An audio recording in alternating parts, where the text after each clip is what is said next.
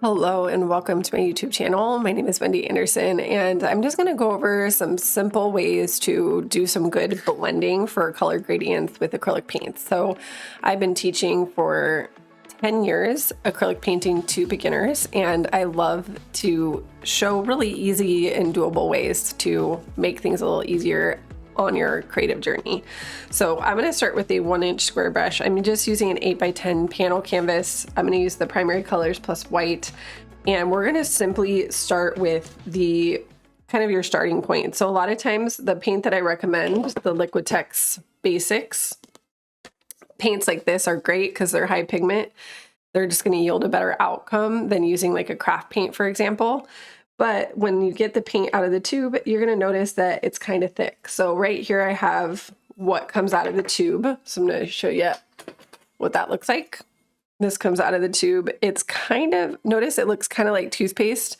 So I can kind of mess with the paint. So if you go to the paint itself and touch it, you'll see that it's kind of like toothpaste. Whereas this right here is a little bit soupier, a little bit more fluid because I added some water to it. So what I usually do is I take these paints and then I mix them with water and put them in a different container. Having a little bit of water is really helpful. It just helps your paints blend better and for longer periods of time. So it keeps it wet for longer.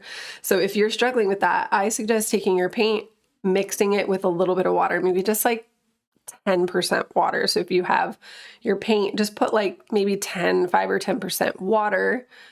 Paint should be the higher ratio, and then mix it up and you're just good to go. It's going to make the whole process a little easier. So that's what I've done with this paint right here. I've added water to it, so it's going to be easier. And same with these. So what we're going to do is we're going to start from the bottom and we're going to work our way up. We're going to play with all the colors so we can learn. I'm going to start with just the yellow. And I'm going to start at the bottom. So notice how I can take that yellow and just go side to side. And again, you can always dip your brush. So I can take a little bit of water on my brush and then mix it into the paint. It shouldn't be too thin, but it will make it even more fluid. So if it's still too dry, like you'll know because it won't feel wet and it won't slide on as easy, then add more water to it. Now, once I have that, this is where people run into the issue. I want to go into orange. So what you can do is add just a tiny bit of red into your previous color. So see how I just added a tiny bit of red into this color that I've been using? Very small amount. And then go on top of the yellow and pull down a little ways into that color and then pull back up and run your brush all the way through. So you're going up and down, up and down. And notice how that creates kind of, it's like gradually getting a little darker. So notice now I'll add just a little more red.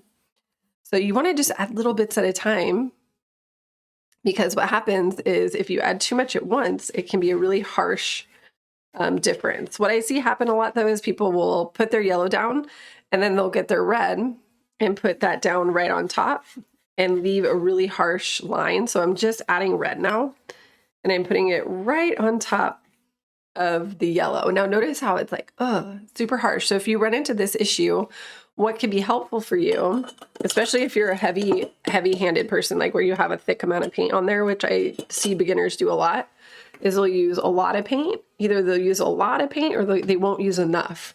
So finding the balance between how much is enough, how much is not enough just takes a little bit of practice. But what you can do is if you have this and your paint is still wet, you can just take a clean and dry brush. Or what I do recommend is if it's harsh where your red is, like the darker color, you can always grab a smidge of your lighter color, which is the yellow or the light orange or something like that. And then just take it in between the colors and rub from side to side, pulling up and then pulling down. All the way rubbing, just keep rubbing. So notice how that created such a smoother transition. That doesn't work as well if your paint has already dried, so but notice how I can pull this like all the way down and your paint will kind of run out as you go down, but it just, even makes it more and more subtle. So I know some people are really looking for that smooth transition. And it's just a process of going up and down and letting those colors blend into each other repeatedly. Now I'm going to go a little more red. So I do want it to get a little darker, but as I grab up that red on the brush, I'm going across side to side and then go down. Pull it down. Don't forget to pull it down and then pull it up.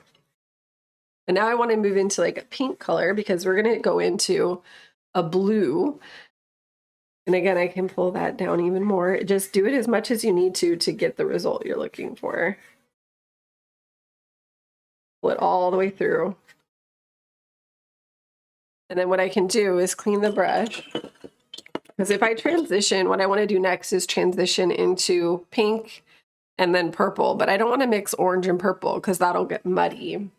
So I'm going to go ahead and clean the brush. Dry it off really good.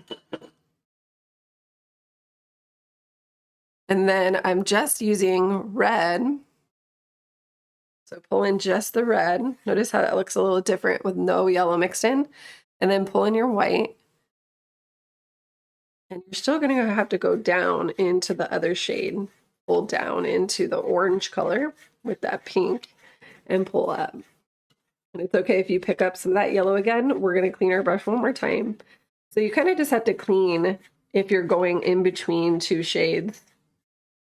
Or if you're using a small amount enough of paint, it usually shouldn't affect too much, but you just have to be careful.